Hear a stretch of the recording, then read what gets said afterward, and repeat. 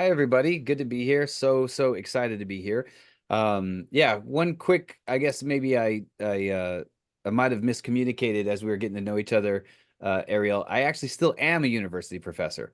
So the goal is to, yeah, it makes it sound like I have a bad job. I don't have a bad job. I'm not just like itching to get away from it, but I would like to do real estate full time, and so I'm getting closer and closer. This next year, I might be able to kind of transition out of the university scene. But yeah, so I'm a university professor. I teach online, and as impressive and prestigious as that sounds, it doesn't really pay super well. So my wife and I, Kelly, been married almost 14 years. We have five small kids, if you can believe it.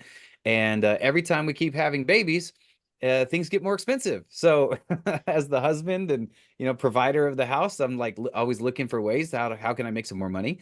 And after trying a bunch of different stuff over the last 10, 15 years, I finally found real estate a few years ago. It was like the first thing I didn't completely fail at miserably. And got my first deal, got my first check. I was like, wow, this is amazing. This is the first time like I actually try to do something and it works.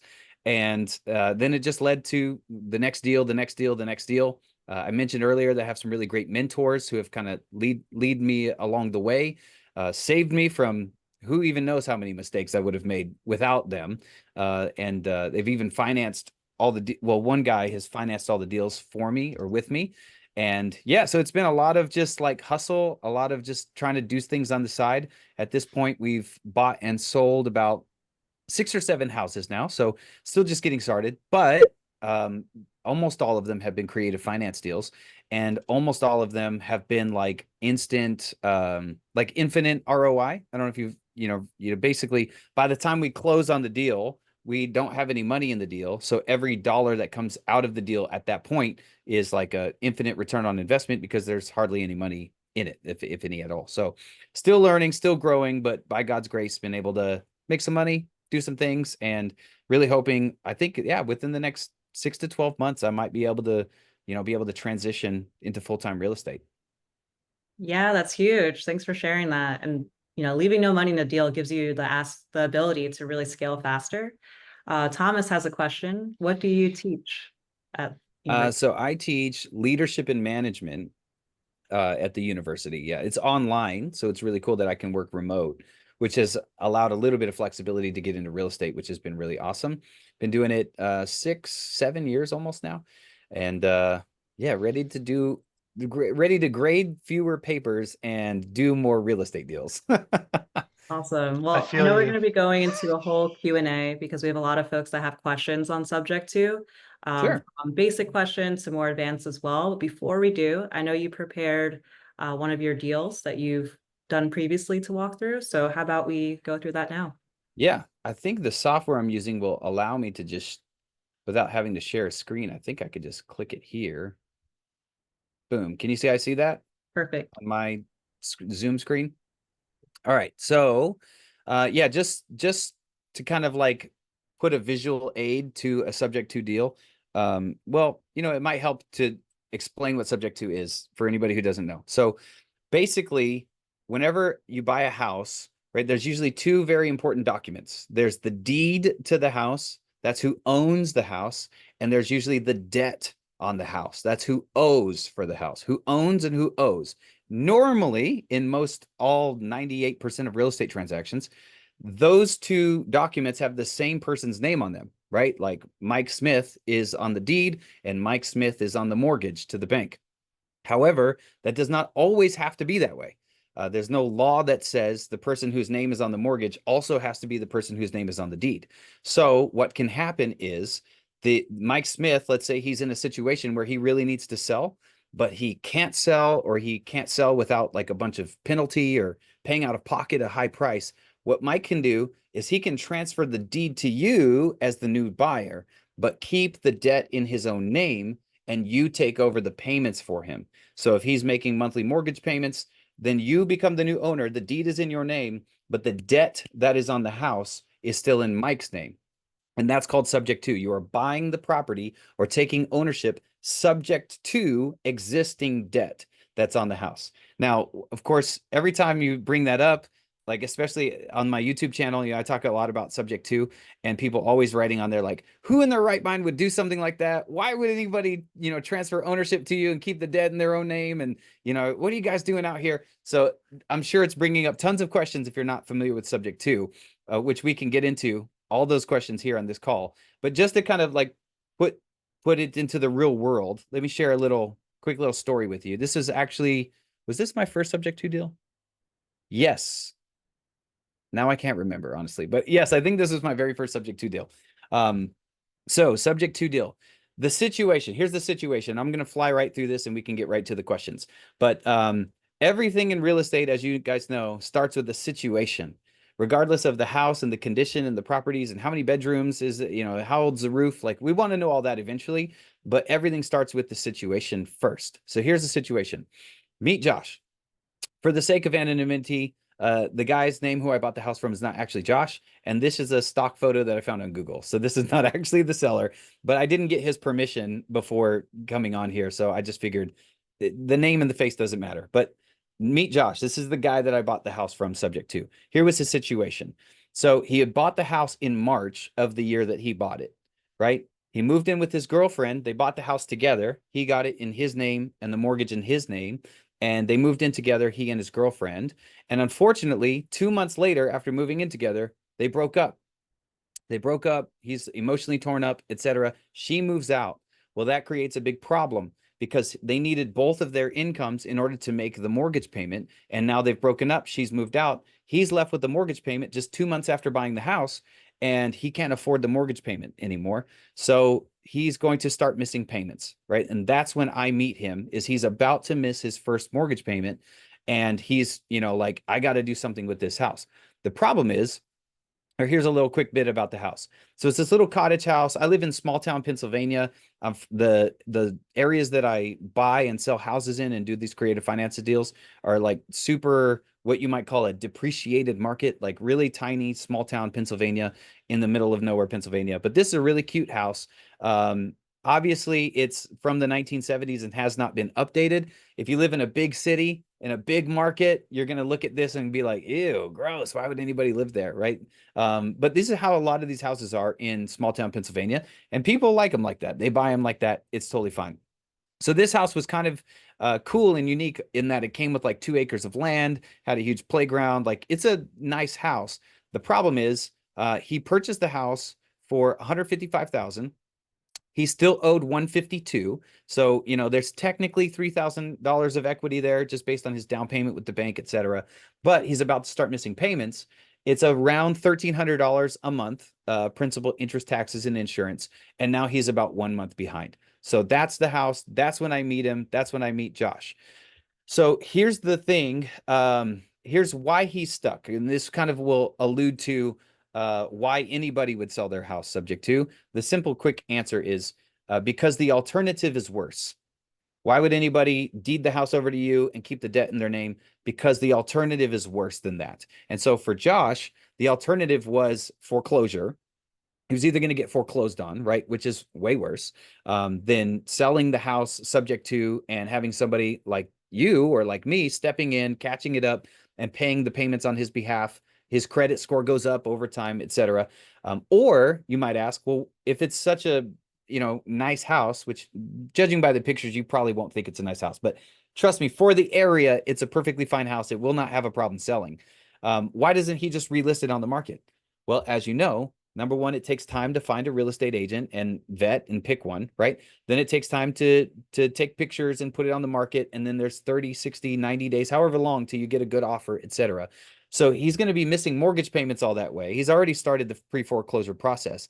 And the house only appraised for what he bought it for, basically at 155, which means the house really is only going to sell for 155 because the best comparable value house is that actual house that just sold 60 days ago at 155. So it's worth 155.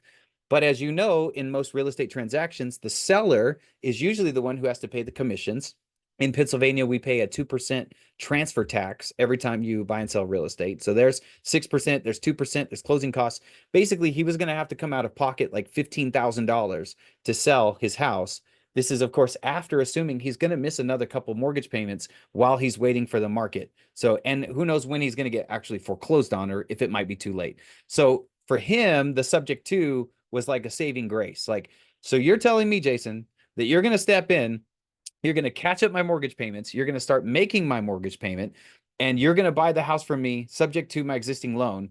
I get to avoid foreclosure. I don't have to pay $15,000 out of pocket, and my problem goes away like right now, right? I don't have to find a real estate agent and drag this whole thing out. Like, he was like, "Where do I sign? I'm done." And so it ended up being a huge blessing for him that we got connected when we did, and we got to save him from foreclosure and spending $15,000 out of pocket, which he didn't have. He didn't even have enough money for the mortgage payment. So here was the basic nuts and bolts for the deal for those people who are really into the numbers, like me. Uh, let's see if I can get it to work. There we go. So we agreed to buy the house at what he owed, right? Whatever the mortgage balance was at that moment, which was about 152K. We wanted a 90-day closing window. Normally, one part of your advertising as an investor, you might say, we can close fast, all cash, close fast. Well, this is a creative finance deal. And I did not want to close on the house until I already knew that I had another buyer for the house to buy it from me. So this is kind of like if you're familiar with wholesaling at all, that's kind of what you do. You get a house under contract, you find another buyer, and then you get the AB contract and the BC contract, and you close at the same time, or what's called double close. So I agreed to a 90-day window because I wanted to find another buyer before I closed with him. So I did. We did some marketing, found another buyer. We actually found somebody who would buy at 167,000. Now, again, why would anybody in their right mind pay 167 instead of 155 if it only prays for 155? Because we were selling the house on seller financing, which means no banks, don't care about your credit score, anything like that. Like, you deal directly with us. We're going to sell it to you on seller financing. So you make a down payment, we carry the rest, and then you make a monthly mortgage payment to us. So by selling it at this price, even though it's a higher price than technically you could say it appraised for or it's worth, it was worth it to a lot of people because they didn't have to go through a bank. They could just buy it from us directly. So we found our buyer.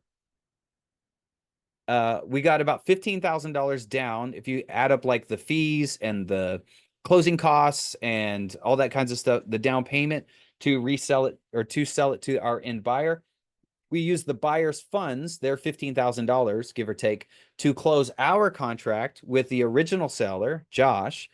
So we didn't actually end up spending any of our own money to close the house. We had, so they put down roughly about $10,000 of that 15 was the down payment. So our new buyer owes us $157,000 now, seller financed. The underlying loan that we're taking over subject to is 152. The payment due every month of the loan that we're taking over sub two is $1,300 a month, but the payment coming in every month from our new buyer is actually $1,750. So there's a difference there of $450,000 in net cash flow. So the highlight reel of this deal basically is there's zero money in the deal because we didn't spend any money catching up the arrears or whatever. All we did was use the next buyer's funds to cover all that, get the mortgage caught up, etc. We already have put about 10K in our pocket in profit up front from day one because there's an excess of about 10K from that down payment. We have about $5,000 worth of equity, which is not, not a lot, but it already was like a zero equity deal when we bought it. And now we've created $450 a month in net cash flow to our new buyer from a deal that basically we have $0 in and didn't actually cost us to close on it because we were able to buy it sub two. So this is just one example. There are many different exit strategies you can use on real estate. Like, you can rent it out. You can fix and flip on a sub two deal and then pay it. We actually did that on another sub two deal. We bought it subject to, we fixed it up a little bit more than we really wanted to. It just kind of happened that way. And then we sold it to a cash buyer on the back end, who then all those funds paid off the mortgage. So we got to minimize costs getting into the deal until we finally got paid out on the back. You can always wholesale a sub two deal if you just want to assign it. You don't actually want to buy it. Or you can do a lot of what we've been doing, which is basically create a new mortgage on top of the old mortgage. And you create a spread in equity. You create a spread in the cash flow. You create a difference in the interest rate. The sub two deal on that one we took over was about, I think it was 7.25 interest rate on the sub two loan. But then when we resold it, we sold it on like a 9%. So again, it's not like a huge home run type of deal, but it's, you know, it's a nice base hit, as to use a sports analogy, on a deal that a lot of other investors would not have been able to do anything with. A wholesaler couldn't do anything with this house. A real estate agent couldn't do anything with this house unless the seller was willing to pay $15,000 out of pocket. Fix and flip, there's no room, right? In the numbers because of the underlying mortgage. But if you learn creative financing and the power of creative financing, that you can create deals out of deals that are really not deals. So yeah, there you go. I hope that was helpful to kind of put some visual aid to everything. Yeah, that was super useful. Thank you so much, Jason, for having that deck and the presentation. Folks, if you want to leave some questions in the chat now, it's the right time. I know some of you actually sent me questions previously for those that couldn't make it live. So one of them, Jason, so your deal that you walked through, you clearly had a path that you were able to help the seller in many different ways, taking over their loan, letting them exit the property. But how do you communicate with them and say, like, hi, I'm Jason, trust me? How do you bridge Hmm. that gap of having them fully trust what you're saying? Yeah. Man, that is a loaded question. We could talk about that for like an hour.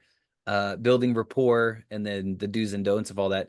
At the end of the day, like, you know, I heard somebody say once that like it's really hard to mess up a deal when you have a truly motivated seller. Maybe you guys have heard that term before, motivated seller. I know it's not a popular term, but it, you know, basically when somebody is in a position like Josh was, like there is nobody else who can help him.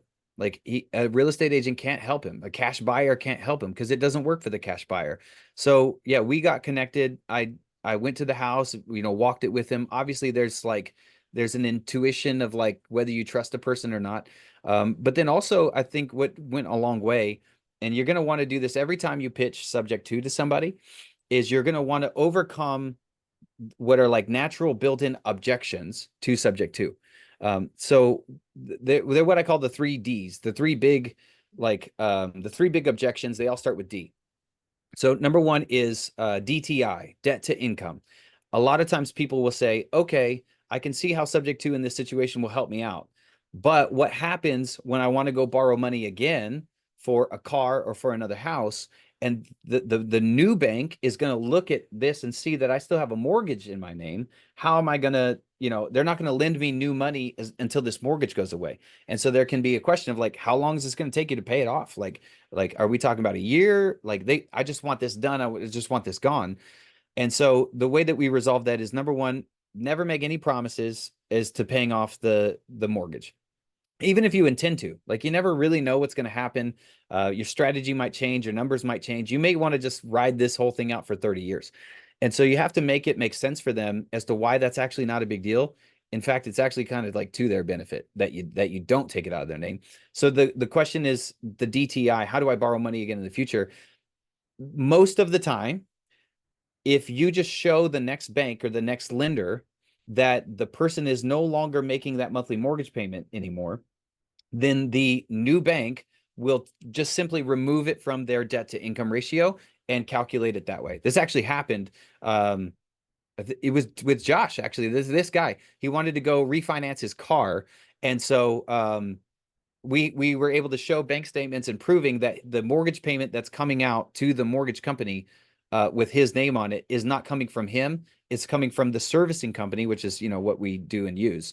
And then they were able to just say, obviously, a computer's not going to do it. An actual person, an underwriter, has to look at it, and you got to get them on the phone. And so by sending them, they asked for a couple documents and just wanted some statements or something. And we were able to, you know, we wanted to help out. So we just said, sure. We sent it to him. And I actually never heard from him about the car after that. So I assume he got it. I don't know. It was kind of like, okay, thanks, Jason. Appreciate it. And then that was the last I ever heard of it. So I'm guessing he got it refinanced or everything worked out well. But that's usually the case. Like, and if worst case scenario, like the new lender just will not take it off the DTI, the debt to income ratio, then I mean, I just hate to say it, but like there are other lenders. Like just call somebody else. Like it's that. In fact, now that all this is like coming out, it's like this is exactly what happened to Josh. This is the perfect story. He had to call, I think it was like three or four lenders until he finally found one that would manually take it off of his DTI, which sounds like a lot of work, but it's literally just an afternoon of making phone calls. And so he got it all figured out. So DTI, that's the biggest one. And the way that you overcome that objection is just to talk to the seller through it before you buy the house. Like this, even if they're not going to bring it up, you should definitely bring it up because it will come up later. Or if they tell somebody later that they're selling their house subject to you, like to an uncle or a cousin, that may be something that a cousin or an uncle brings up, and then they go, "Oh yeah, I didn't think about that." So you want them to be armed with like the knowledge and the information and feeling confident that this is like it's good. This is going to work out well. DTI. The other one is due on sale.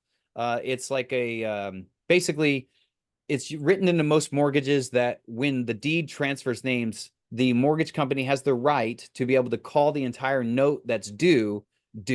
Like, and you have to pay it off within 90 days, something like that. It's called the due on sale clause in a lot of mortgages. Most banks won't ever do it. Most banks don't even know that the deed has transferred, right? Because they don't really have systems for all of this, especially if you're catching up the mortgage and you're making the payments, like you're kind of making everything right here. Most banks won't do that. Most all of the people I know, all my friends who buy subject to, like none of them have ever had the due on sale clause called. However, if it does get called, there are a few things you could do. Like number one, you could sell the house, right? If there's any equity, obviously. You could sell the house. You could refinance the house. You could sell other things you have and then pay off that mortgage if you have to. But the most common way is just basically to rework the paperwork. You can deed the house back to the original seller and then resell the house to yourself on what's called like a contract for deed. Without getting in the weeds of all that, basically, like just learn what all that stuff is and then communicate that to the seller when you talk about due on sale. Basically, it's very easy to avoid. I shouldn't say easy. It's very uncommon that will ever come up, and if it does come up, there are literally 4, 5, 6 different things you can do to avoid that from happening. So DTI, due on sale, and then the last D is default, right? Okay, Jason, like you were saying, Ariel, like you seem like a trustworthy guy, but I don't really know you. Like, what happens if I sell you the house and you start making mortgage payments for me, and then all of a sudden you stop? Like, what if you just stop making mortgage payments? Then I'm going to go into foreclosure. That's going to be on my record. I'm going to have this big problem. And so, again, I'm trying to fly through this here, but the basic reframe that I talk with sellers about is that me defaulting on your loan is actually the best thing that could happen to you. And here's why. Because when I buy the property from you, I'm paying thousands of dollars in closing costs. When I buy the property from you, I'm also probably putting thousands of dollars into fixing the things that we can see need to be fixed. Then I'm spending money on marketing to either sell the house or to find a tenant and rent it out, whatever that is. And then I'm going to be making monthly mortgage payments that entire time. So let's just say we get 1 year in and I stop making the mortgage payment. I've already invested by this point like tens of thousands of dollars into this house. And if I default, then you can foreclose on me, right? You can like take the house back essentially. But when you get the house back, you get it back in probably better condition than when you sold it to me, right? You have 12 months of debt pay down that I've now paid down for you for the last year, and you get the house back with the tenant who's probably paying rent, right? So you can see how defaulting on the loan is like the worst thing that could ever happen to me because I lose everything. I lose all my work, I lose all my money, I lose all my time invested, I lose everything, and you gain everything that I have done. So you're not hoping that I default, are you? Like you're not hoping that I lose everything and that you get to keep everything. So you can see how it's in my best interest to not default on this ever, or I lose everything. And for what it's worth, the track record is we've never defaulted on anything. But even if I did, like you would basically make a whole bunch more money than you're making now, and I would lose everything. So you can see how, I'm not going to let that happen. What would be the point of investing in real estate if, I'm just going to lose a bunch of money in the process? So that's basically like the three big D's. The other objection you might get, which is very rare, really only pops up with real estate agents, which is this even legal? And I talked to a real estate agent once, and this was for on market. By the way, it's kind of hard to buy subject to properties on market. Everything I've done is off market. It's not impossible. It's just harder. There's just more interference with an agent, especially if the agent's not familiar with creative finance. And I talked to an agent one time and I offered subject to on this house that just was not moving, was not selling. And she said, what is that? And I said, no problem. And I explained it. And then she said, I've been in real estate for 35 years and I'm the top broker in this area, blah, blah, blah. I've never even heard about this. This sounds highly illegal. She said, I need to see some literature on this subject to stuff, blah, blah, blah. And I really wanted to be nice, so I didn't say it. But what I thought was like, well, do you have a website called Google? If you just Google is subject to illegal, you'll pull up lots of literature. But I didn't want to be sarcastic, so I just said, "Oh, no problem." I could tell it was not going to be a deal, so I just moved on. But occasionally that will pop up, like, is this legal, illegal? Which obviously it's not. It happens literally every day. In fact, one of the biggest, I hope I'm not over teaching a thing here, but one of the best combatants to the whole is this illegal thing is on the HUD statement, the government official HUD statement. It's line 203 and 503 on the HUD statement. There's a blank in there, and it literally says like liens being taken subject to. So it's like it's on the official government document. If you go to HUD.gov or whatever, download it. It's right there too. I think it's line 203 and 503. It's like if it's illegal, why would the government put a spot on their own paperwork to for you to fill in something illegal that you're doing? So yeah, it's not illegal. Debt to income. We just talk to the underwriter. We'll get it removed. If not, find a new lender. Which I say due on sale. It's very rare that it ever happens, but if it does, then here's 4 or 5 different things that we can do in the event that that happens. And then default, what happens if you get hit by a bus and you can't make the payments anymore? Well, then it's basically all your dreams come true and you get the house and, back in better position. You just resell it for more money. So, yeah, I hope that helps. I feel like I'm rambling at this point. I apologize. No, that's excellent context. And I really like that you mentioned that these are things that you'll bring up to the seller without them even asking. Because if they, you move forward with the transaction, they'll likely get this question from, like you said, family members or other people in their network. And they'll say, hey, Jason, like, what about this? Why didn't you tell me that? And you also can build rapport by providing this knowledge ahead of time.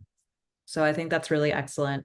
And one of the questions that we have here from Thomas is, how did you actually find this deal? So you said it was off market, Mhm. and were you knocking on doors, or was there a particular method that you had for finding these deals? Well, this is why I'm so excited to get connected with you, Ariel, is because you're like the tech queen. I want to learn all the techie stuff and the data analytics and the cool softwares and all that kinds of stuff. Literally, you won't believe me, but literally all I have been doing to find deals is posting on Facebook. So I not only on my own personal account, but in like local groups. So if you go to like local flea market groups and buy sell groups, trade groups, basically any group that will kind of let you in there and talk about what it is you do. I just joined a group and then just make a post, literally just saying, does anybody know anyone that needs to sell their house without a real estate agent? I don't care if it's full of stuff or if it needs a lot of work. I'm a local real estate investor. For me, I am local. If you're doing something virtual, then just tell I'm a real estate investor. I buy houses like that, and I'm looking to buy another one. Does anybody know anybody? And so it's a volume thing, right? You got to like be posting pretty consistently in these groups. But you'd be surprised how quick your Facebook Messenger starts blowing up with people like, yeah, I got this house, or, my mom needs to sell. And, most of what comes in is probably not going to work. Like, that's just how real estate works is, for every 100 people who you talk to, there might be a couple deals in there. And so that's how this deal came, as I was just, posting consistently in some groups. To your point, Ariel, it can be kind of an obstacle about like trust. I even bring that up. Like when I met with Josh at the house, I said, look, I know what you're thinking. Like, who is this guy? I just saw him posting on Facebook. Is this even real? Is this a scam? Like, and so when I said that, he laughed and he started nodding his head like, yeah, like he's like, I didn't really know, but he's stuck in this situation. So he's like, what can I do here? So yeah, I find all my stuff on Facebook, just posting in groups and having conversations with sellers. And after you could say like pre-qualify them, on the phone, then I set an appointment, and then I go on the appointment, and then we talk and see if we can make something work. And I'm always looking for a creative finance deal if I can get it. If we can do some sort of creative financing, like that's my favorite thing, as you can see why, because it's amazing. You can get into deals with very low cash up front, and you can create really great terms. Perfect. So let's actually dive a little bit deeper into the Facebook groups aspect. So I live in Tampa, Florida. We have a Facebook group for everything. There's like little community Mhm. ones, there's adopt a dog, there's what's Yep. going on. There's like dating ones. So where particularly for Facebook groups should you be searching? So say if one of our group members here is looking in Greenville County, South Carolina, like what should they be searching in Facebook to find the right groups to post in? So before I answer that question, it's a great question. Let me just give everybody just a quick little warning. Okay, it's not for the faint of heart. As soon as you start posting, I'm telling you, like you can literally post in a group. I'm a real estate investor looking to buy a house. Does anybody know anyone who needs to sell their house? And it will like blow up in the comment section about like scam artist and watch out everybody, this person's trying to swindle you. And it's like, what? Like first of all, you don't even know me. Secondly, how does a real estate investor wanting to buy a house a scam? Like this is literally what a real estate investor is. So just my quick little warning is, if you are it takes some getting used to, but just so you know, as soon as you start putting yourself out there as a real estate investor who buys houses, you're going to get every, keyboard warrior, every person with a Facebook profile that has a comic book figure or a cat for their profile or whatever. Like they're all going to start commenting that you're a scam. Not all of them, but you're going to have your fair share of people, hold on to your wallets, everyone, and just like kind of shooting you down. So there you go. There's a fair warning. Like if you're gonna do what I do, just know that random strangers on the internet are gonna call you scam artist, and it's just what it is. So yes, the groups that you'll probably want to be a part of, honestly, any ones that you can be a part of. But if it's like like we're a Yorkshire Terrier group that all loves our Yorkies, and you go in there posting about, has anybody got a house that I can buy? You probably going to get kicked out right away or something like that.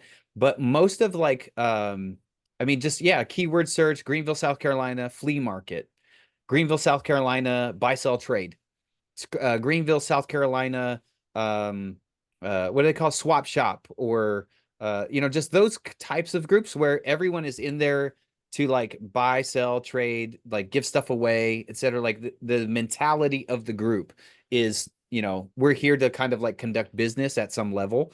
I've even posted a lot in like you're from Greenville, South Carolina, if and so sometimes what you can do is kind of soften it a little bit by posting some stuff of you doing stuff in Greenville, South Carolina, like taking a picture at the ice cream shop or something like that and posting it in there. And has anyone ever eaten here? And they kind of gain some good rapport. And then a post or two later, you say, "Hey, by the way, I'm a real estate investor. I'm looking for a house. Just thought I would ask, does anybody know anybody who needs to sell their house? Off market without a real estate agent? I can buy cash, blah, blah, blah, blah, blah." And it just kind of softens it a little bit. If you're in a group that's not specifically for buy, sell, trade, flea market, swap shop, like that kind of stuff. But yeah, I mean, that's basically like where I've kept it. And if you get any level of pushback, like you're in a Greenville, South Carolina University graduates or something, and the group is about graduating from a particular school, and you post in there, and then everybody just like swarms on you. That's not what this group is for, blah, blah, blah, blah, blah. Then just go find another group. I mean, I would not be too scared or nervous about posting in a group, because literally you're number one, you're not running a scam, but secondly, you're just asking a question. Like, does anybody know anybody? And you never know how you might get 10 people who say, "Get out of here, scam artist. This is not what this group's for." But then that one person who did see your post will, message you backdoor, Facebook Messenger, and that might end up being a home run hit $50,000 deal for you. So, yeah, I would just kind of push the envelope a little bit as far as like what groups you're going to be in. You don't want to be uncouth, but yeah, groups that you might be like, well, that's not what this group is about. Like, just post in there, just ask the question, see what happens. And then yeah, just fair warning, like, you will have random strangers on the internet like taking shots at you, even though they don't know you. And calling you a scam artist when they themselves have no pictures of themselves on their profile. It's just a cat. And it's like, you won't even show your face on Facebook. And you're telling me I'm a scam artist with me, with my picture, with my family. Anyway, whatever. That is great step-by-step advice. And it reminds me when we first had like a new feature, which was neighborhood maps for our product, posted it all over Reddit. And I was like, everyone's gonna love it. Like, this is great. Posted in different real estate groups. And Mhm. even in real estate groups, people were like, oh, like you're the reason why like housing is, unaffordable, you're evil. So Mhm. but then there's that one person who you're able to help, so it's definitely worth it. And Right. I think yeah, everyone should definitely check Facebook as a resource. So with And if that, it becomes a problem, like I've had people who like follow me from post to post in groups like scam artists, just block them. You just block their stuff and then they go away. Like Facebook handles it, I guess. I don't know. yeah, They get ushered out the back door. I've had to exactly, one block maybe button. 2 or 3 people in like 2 years. It doesn't happen very often, but yeah, if it, worst case scenario, just block them. Perfect. And so for that deal that you mentioned, when you had the two sides to the deal and you were able to get a buyer within a certain time frame so you can close, how did you advertise that home? So yeah, once the house was under contract, yeah, this was okay. So don't get your hopes up. So this was kind of a sweet deal. Josh was a really cool guy. So normally when a seller is in distress of some kind and they just want to throw the keys at you and walk away, they're not going to help you get the house ready for sale, right? But Josh was very understanding of the situation, really cool guy, and so he actually like they obviously had to move all their stuff out because I just literally told him what I was going to do. I say, hey, I'm going to get this house under contract. What I do is I sell on owner financing and provide home owning opportunities for people who can't qualify with the bank. But I need the house basically to be like show ready when you move out so that I can come in, take some pictures, and then do some marketing to find somebody who I can sell the house to, right? And he was all on board with it, just totally fine with it. There's actually even a clause in the contract, the purchase and sell agreement, that says you understand that the buyer is an investor and intends to make a profit, and waive any claim to any profit made on the transaction, and they have to initial. So it's like there's no question about who I am, why I'm here, and what this is about, right? And so he actually helped, like he moved everything out, vacuumed the carpet, and everything was basically clean. Even really, this was awesome. They had forgotten that they had food in the fridge. I didn't know there was food in the fridge. So they had moved out. I had already went through, like started taking pictures, getting ready to market the house. And they had like shut off all the utilities because they had moved out. They didn't want to keep paying utilities. So the power was off. So the food in the fridge spoiled and was like really gross and stinky. He went back over to the house. I told him, I said, hey man, you forgot some food in the fridge. It's really gross. And he actually went back over to the house and it took him like 2 hours and he like cleaned the whole thing out and like, what's that stuff called? Lysol, like bleached it or whatever. So don't get your hopes up. That does not happen a lot, hardly ever. But yeah, basically from a marketing perspective, the two words that I always use are clean it out and clean it up. We don't really ever fix anything. We don't fix anything. We don't repair anything. We don't flip anything. We just clean it out and clean it up, and we sell the property as is. Um, and so in this case, the house is pretty much fully functional. There ended up being one little plumbing problem that we actually went back and agreed to fix for the new buyer, only because we didn't know about it and we felt like it was right to fix it because obviously they didn't know about it. It was like $700 to fix it, so not a huge deal. But yeah, that's basically it. So like you buy the house, well they got to move out first. We don't close on the house while someone's in it, so they got to move out, and then we close on the house, and then we usually have to clean it out, clean it up, and then go through, take a bunch of pictures, and then remarket it, usually just through Facebook Marketplace. That's what's been working for me the best. And then we put a bunch of signs out front, the yard signs that you hammer in, and for sale by owner, phone number, that whole thing. And we have a whole back end process of how we sell the houses on seller financing. But that's basically it. So in this particular case, though, we didn't close until we found our new buyer, which is always nice. It's not always necessary, but it is nice when that happens because then you're really like no money, out of pocket. Yeah, that's an ideal situation. And I think Yeah, it's good that you have the seller move out, also clean everything. Have you had an instance where you walk into a house and it's like not destroyed, but not in a state that you want to take on? And how do you communicate that to the seller or walk away? Yeah, that has happened. So I will say what I've learned throughout this process is most houses are not as bad as you think that they are. Like, when, at least for me anyway, I should just speak for myself. I go into a house and I'm like, oh gosh, who would ever buy this? Like, what am I going to do with all this? Like, you'd be surprised. It's amazing. Again, it's because of our exit strategy, the seller financing.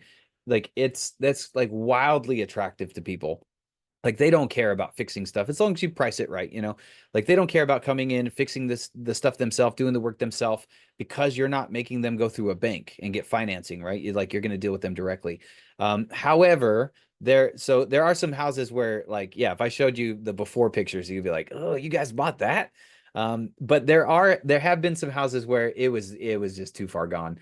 The one house that pops into my head right now is I went to go on an appointment, and it was the how you come up with like little shorthand nicknames for houses. Like, you see this on HGTV sometimes. It's like, it's the cottage house, it's the beach house, it's the Horatio house or whatever. So this is one that I started calling the haunted house, because it was just like, it was so bad. I mean, I wish I could just describe to you. It's like the whole house was, first of all, falling over.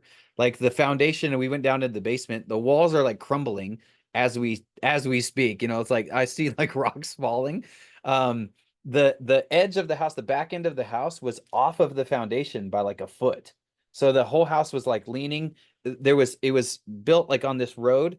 And so here's the house, it's on the road, but then behind the house, the backyard is basically like a ravine or a forest that goes down. There really is no backyard. It's just a slope down to like a creek. And it was like and everything was overgrown. Like, the vines were all running up the sides. The vines had actually run up the sides into the bedroom window, up to the bedroom ceiling, and had grown across the bedroom ceiling in one of the master, I think it was the master bedroom. So we're walking the house. I walk into the master bedroom, and like, whoa, and you just see these vines growing on the inside of the house. I mean, the whole thing was just super shaky. It looked like the forest was like slowly swallowing the house and just like dragging it in, to the abyss. And the lady, I found out, this, I guess, kind of sad. She had been living there up until like 2 months prior. Like, she had just moved out. And so, yeah, I just told her, I was just like, again, I'm operating in small town Pennsylvania, where the average purchase price of a house is maybe 100,000, something like that. Usually, sometimes less, 80, 70. And so, just, there's no room in the numbers to really like buy it, knock it down, build something new, anything like that. The land value is maybe $1,000, $2,000, but it's going to cost 10,000 to tear the house down. So it wasn't worth it. And I basically told her, as I just said, there's unfortunately nothing I can do here. Um, you know, she hadn't been paid taxes on it in a couple years. And she had, basically, it was like a tax foreclosure. She was going to have a tax foreclosure. And I said, honestly, you might just let them take it. I mean, there's nothing to do with it. And I explained to her the numbers. And so, yeah, long story short, there are occasionally times where I go see a house, and even with creative financing or whatever, like, there's literally just nothing we can do. This will happen with subject to, by the way. This is something I say on the YouTube channel. I've said it before. Just because you can buy a house subject to does not make it a deal, right? Subject to is just a way to acquire property. Like, it's not like, oh, they'll sell it to me subject to, so it's going to be a great deal. Like, maybe not. Like, you still got to run your numbers. You still have to do your due diligence. There was a house that the guy offered subject to, nothing down out of pocket. I was gonna do the whole double close thing, just like the first deal. And I said, how far behind are you on your mortgage? He said, just only like 2 or 3 months, because he started getting the pre-foreclosure letters. I said, okay, well, when you do due diligence on a house, when you get it under contract, you have an inspector go through and check out the actual house.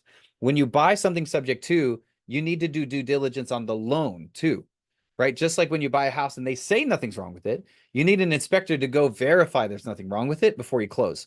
when you're going to take over someone's loan subject to, they say it's 2 months behind, but you need to do your due diligence to make sure that it's actually only 2 months behind. You have to talk to the bank, and there's a whole way that you have to do that. But we basically come to find out this guy was not 3 months behind on his loan. He was 3 years behind on his loan. He had not made a mortgage payment in 3 years. Now you might be saying, well, how could somebody go 3 years? It was because it was coming out of COVID. So there was like COVID, and there was like a year-long forbearance, and then coming out of COVID, they reworked his loan and like, loan modification. So anyway, long story short, he had just kept working with them, and they had tried to work with him. He had not made a payment in 3 years. When that man, good and well, looked me in the eye and said, I don't know, it's maybe been like 3 months since I haven't made a payment. Knowing good and well, he has not made a payment in 3 years. So you have to do your due diligence. Just because something is subject to does not mean you should buy it. So yeah, there are going to be lots of deals that look really good until you start digging into it and you go, yeah, you know what? I'm going to walk away from this one and go on the next appointment. Yeah, it's really good to know, especially if you're looking at off market, making Facebook posts. Not every deal is going to be a home run if someone wants to offer it on terms. So you definitely have to review not just the deal itself, your hold or exit strategy, but also the loan itself. And yeah, Jason, we have a couple questions around the actual contracts. So a little bit of a background. Our students vary across different regions in the US.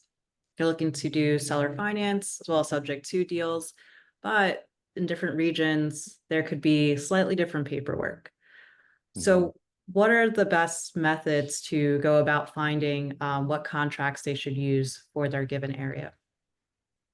Well, even though technically you can just write your own contract by yourself, I would not suggest it.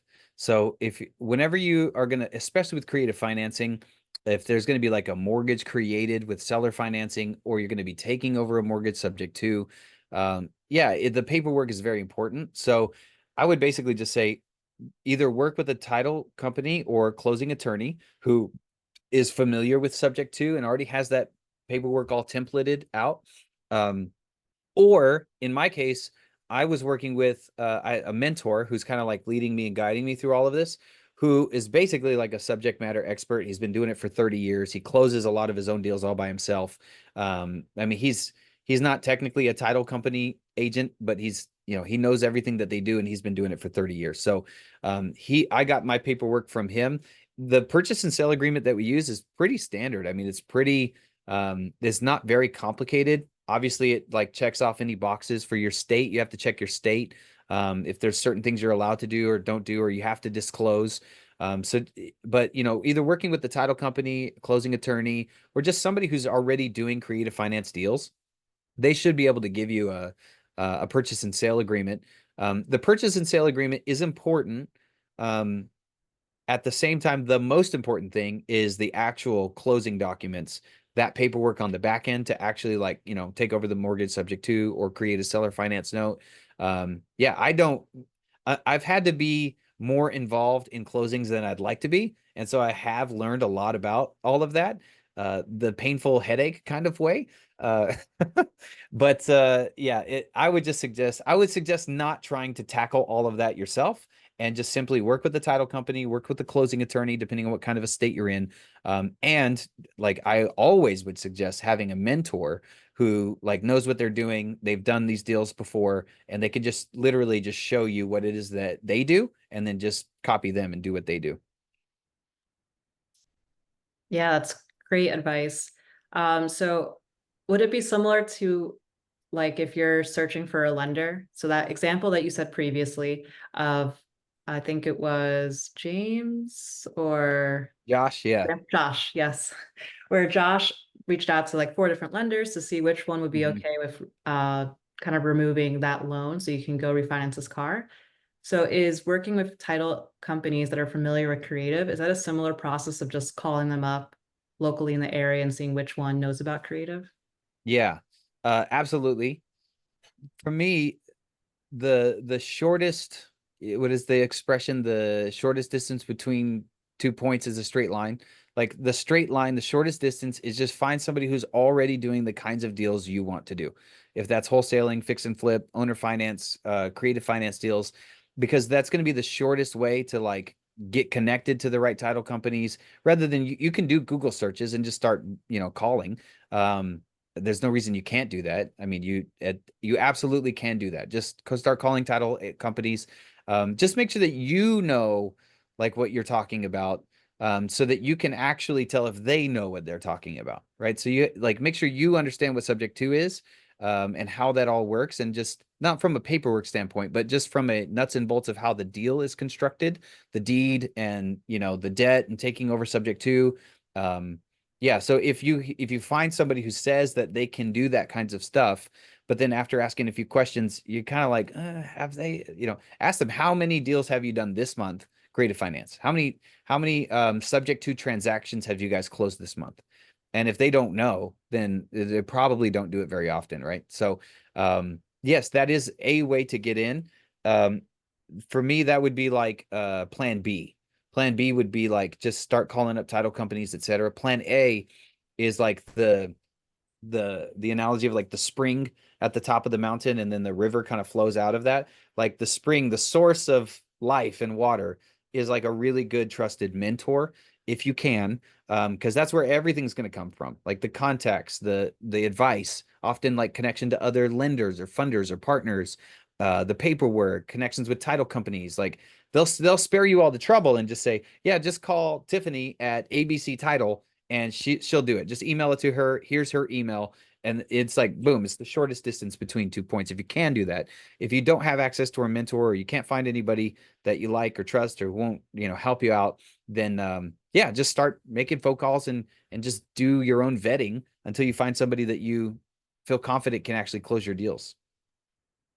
Agreed. Yeah, having a network is really important. Another reason why like this group is important to be able to bounce off ideas, but having a local mentor and local group is also very important. Like for our Central Florida area, which Noah and I are part of, there's different sub two groups, both in Tampa Mhm. and Orlando. There's also real estate investment groups, and it's just going online searching. They usually show up in Meetup or on Facebook, and they usually have at least monthly meetings. Yeah. Cool. And I know we're close to time, so this might be one of our last questions. How do you do due diligence on mortgages? Do you use a certain website? Do you go to title to do that? What's your step-by-step process? Yeah, so kind of bird's eye view on that. Again, without getting too caught up in the weeds. So whenever you're gonna buy a house subject to, you're gonna first, along with the purchase and sale agreement, you're probably gonna also have them sign what's called an authorization to release information.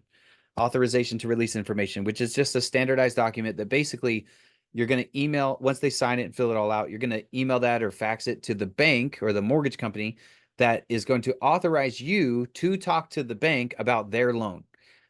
Because if you just call the bank and say, "Hey, I had questions about Ariel's loan on her house," like they're not going to talk to you because what do you have to do with her loan? So that's all protected. So you need to get written approval in some sort of writing from the mortgagor, the person with the mortgage in their name. And so usually you're also going to call the bank with like a conference call with the seller who has the mortgage in their name. So you got to get that information. You're going to send that to the bank, usually their legal team or whatever. It just needs to be on file.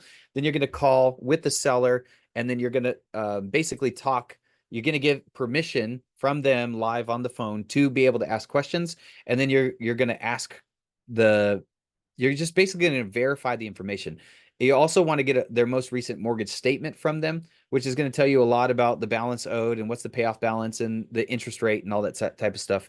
And then you're going to call the bank with them and effectively just like make sure, like, the like how is this loan current, right? Or is it behind? Because again, they might have been lying to you. You never know. Or maybe just innocently mistaken. They thought they were 2 months behind, but really they're four. So you just have to do your due diligence.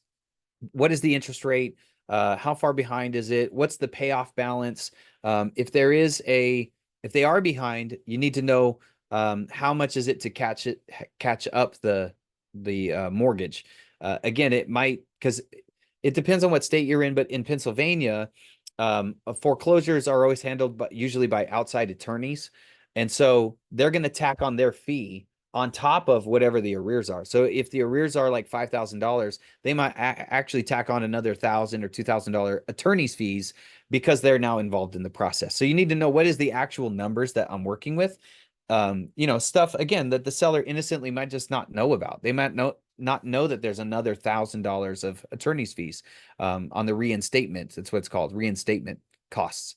So yeah, that's essentially it. It's a piece of paper, authorization to release information. You're going to send that to the bank, then get on the phone with them, and then you're literally just going to ask them all the questions. Is it a fixed or is it adjustable rate? Anything you want to know about the loan, that's going to matter to you as far as taking it over subject to. That's when you ask and you verify that everything the seller has been telling you up until this point is actually true.